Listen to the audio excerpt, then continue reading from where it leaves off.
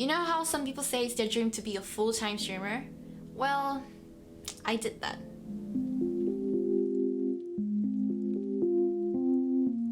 So I did this for 2 months. I'm here to share with you what I've learned and some tips that you could possibly use. Just a reminder, I do stream almost every day on Twitch. I do update my schedule on Discord, so if you guys would like to find out more, be sure to join me there as well. First, let me get into why I did this. So I lost my job due to COVID-19. I was a full-time content producer at a company. See, I've always liked content creation, but I've never done it for myself. Or at least I tried to, but didn't go through with it. And after I lost my job, I decided, why not try doing this for a month? Well, I did, and I liked it so much that I did it for another month. But also I wanted to see if there would be any improvements or deprovements. So here's what happened. So when I started streaming again in July, I went from an average of 4 viewers to 11 within a week. I had a good growth at the start, streaming around 3 to 4 days a week from July to August. And getting to 10 viewers is something that a lot of new streamers struggle with, even getting to 3 average viewers for the affiliate program. So I started full-time streaming in September, and I get around 20 to 30 viewers, sometimes 40 on a good day. Just to put this out there, I did this full-time, but I wouldn't call myself a full-time streamer. I don't think I'm anywhere near a full-time streamer. I just had the ability to try it out because of my personal circumstances. In fact, a lot of YouTube videos will tell you not to dive into full-time streaming because it's incredibly risky. But I had nothing to lose because I was already out of a job. Okay, so let's get into what I did during my 2 months as a full-time streamer. I invested quite a bit into my streams. Most of it was into gears and artwork. I had a webcam that I used to stream on back in 2015, but it didn't seem to work with this computer. I was lucky that a friend of mine lent me his GoPro that I now use as a face cam. It's also what I'm shooting on right now. I spent $70 on a mic, the Fifine K669B, which you're hearing me from right now. It also came with the mic arm and a pop filter. So audio is the most important thing when it comes to videos. People can tolerate low quality video, but not audio. $70 is not that cheap, but it will help your stream dramatically. If you're looking to stream, I would recommend you save for one if you don't already have a decent mic. You don't need anything over the top. Just save for it next time. Spend within your means. I also spent quite a bit on lights. When I first started streaming again, I didn't have the proper lights. Just my desk light, which would blow my face out. So I bought a Near 2-pack dimmable lights at $50. I bought it to put some color into my stream and to light my face a little less harshly. But it didn't quite hit the spot for me. I ended up buying 2 Yee lights for $25 each, which can change colors. Here you can see that I can just change it to any color that I like.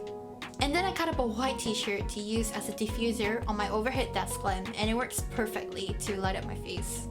And then I bought some fairy lights at $8. If you guys don't know, lighting plays a huge part on how your camera looks. Do check out some videos on how to light up your stream or video lighting in general. It will definitely help you out. By the way, there are affiliate links down in the description below if you guys want to get some of the stuff that I got. These links will help me out a little bit at no additional cost to you. Now in terms of artwork, I did the overlays myself because I knew how to. If you guys want to see a video on it, I would love to show you guys how I did mine as well. But I did spend $120 on emotes and sub badges. If you guys want a really good chibi artist, I recommend Triseptimo on Fiverr. She's the one I keep going back to because I love her work. Now the biggest thing that I invested on was my chair. This is a Secret Lab Omega 2020 chair.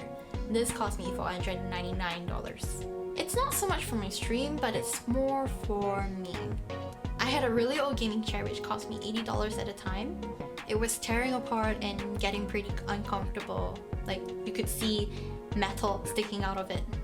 After long streams, I felt pretty strange to the point where I felt it in my chest. Since I was gonna be sitting for long hours and it made me feel really uncomfortable, I thought that it would be a good investment to just get a nice gaming chair. Why I did all that is I wanted my stream to look professional. I put in a lot of effort into how it looks and I love it.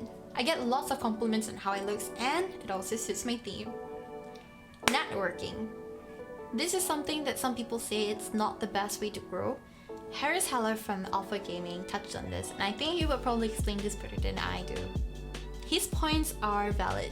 The networking that I did was to make friends with people that streams as well, so that I can also play with them and stream together. And that is what I would recommend: collaboration. Because when you network and meet new streamers, you get to collaborate with them. And when you're streaming with another streamer, you're engaging both sides of the stream. You meet new people, and if they happen to like you, they'll come by and drop you a follow and maybe keep watching you. And I think that's pretty advantageous for both sides. I started streaming a lot with my friend Xavier. His channel name is Rivers_, or as he says, Reverse. Don't believe him. I first rated him about 2 months ago, and ever since then we've been playing together a lot. His viewers also followed me, and they would also hang around my stream quite a bit. But there is a downside to this as well. If you share too many viewers with other streamers, they might end up lurking instead, and then you have a pretty dead chat. You can use networking and collaborating to grow a little bit, but it might not even get you to 100 viewers. You need to find ways to get unique viewers. Getting unique viewers on Twitch itself is hard because of the algorithm. People always say that Twitch doesn't help new streamers because of the way it is listed, from most to least viewers. Now Twitch do show you recommended channels, and there's also a filter under browse which shows you which channel was live recently. I can say that I've never looked into the new filter, but I can say that I've looked into the recommended channels many times. Thing is, I don't actually see channels with less than 10 viewers under that category.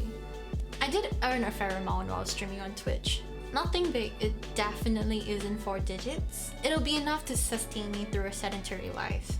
But the sad thing is, I can't even get my payout. I have some issues with my payout setup that Twitch isn't helping me fix. If you'd like to find out more, feel free to ask me while I'm streaming. If not, I might even make a video out of it. But here's what I noticed. September is definitely my best month, but I was also pretty lucky. It just so happened to be September, which means subs and gift subs are also cheaper. I also got a level 5 hype train, which felt incredible. Now October had just ended, and this is what I realized. I have earned more than 2 times lesser than in September. This is where my growth is slowing down, and if I don't do anything about it, I would end up where I first started. So what do I think I should do more of? I wish I had started to make YouTube videos a little sooner. Because one of my favorite quotes from Harris Heller is that you don't grow when you're alive. That is true. While I did earn an average viewership of 20 people per stream, it will stay 20 for a long time, or even go down if I don't do anything about it.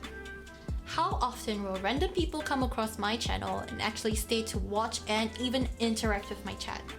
And how can I stay a full-time streamer with only 20 viewers? To be fair, I did want to make more content for YouTube. I did have pretty good streams that I wanted to turn into YouTube videos, but I did mess up a little bit on the audio, so... But I should start producing more content, which is why I'm starting now, here on my first video. And you should too. Thanks so much for watching. If you guys enjoyed the video, be sure to like, comment, and subscribe. Check out my Twitch, I stream almost every day, and check out my social media down below. Until next time.